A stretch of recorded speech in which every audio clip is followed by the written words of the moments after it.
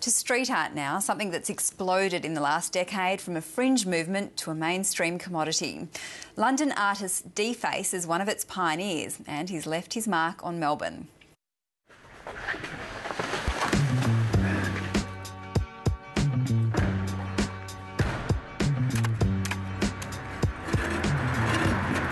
Forget graffiti, this is the latest trend in street art.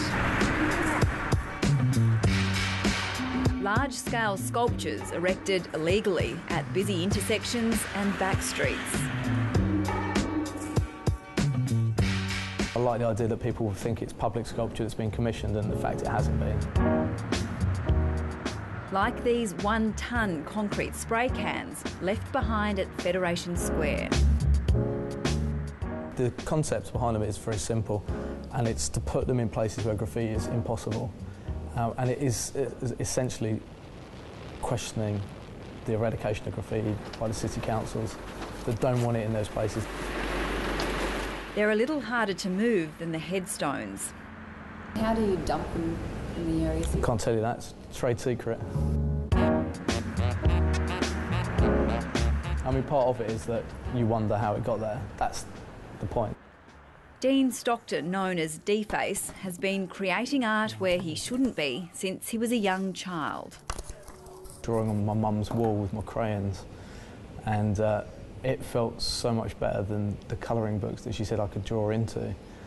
And I remember clearly scribbling on the wall and her going absolutely crazy and shouting and screaming at me, but it felt kind of good at the same time. He's now one of the elder statesmen of the street art world. But opening shows in upmarket galleries is a long way from where Dface started, first as a failed student, then as a frustrated commercial illustrator. So I'd be drawing these characters, and at the end of the day I'd be just throw the paper away. And I kind of one night I was like, you know, it's a bit of a shame to be throwing this paper away, maybe I should try and keep them or document them. And I kind of came up with the idea of drawing them onto vinyl, white vinyl, that I could then cut out in the evening and stick them up on my way in or on my way home. And as soon as I did that, that became super addictive.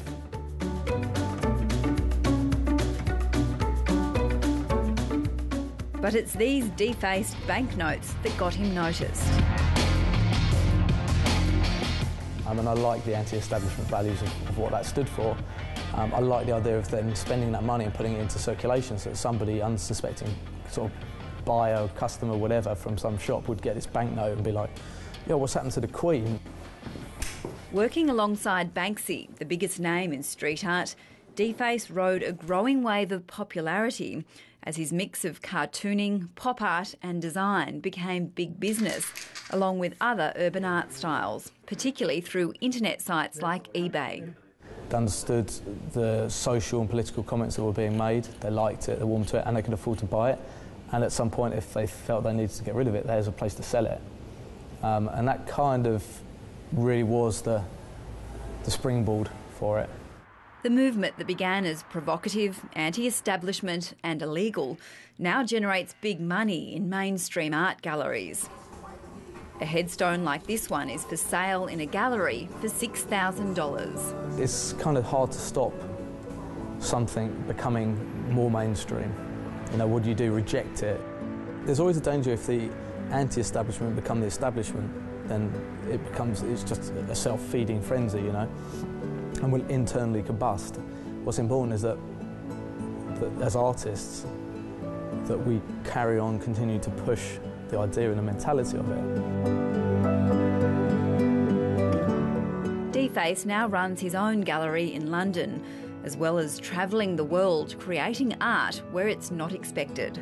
My dad really likes what I do now, actually. I was surprised. Yeah, he's really proud of what I do. My mum doesn't understand it. She's like, why do you have to put stuff in the streets? Why do you still do that? A reasonable question considering how long the work can last. This headstone vanished overnight. And the Dface exhibition is on at the Metro Gallery.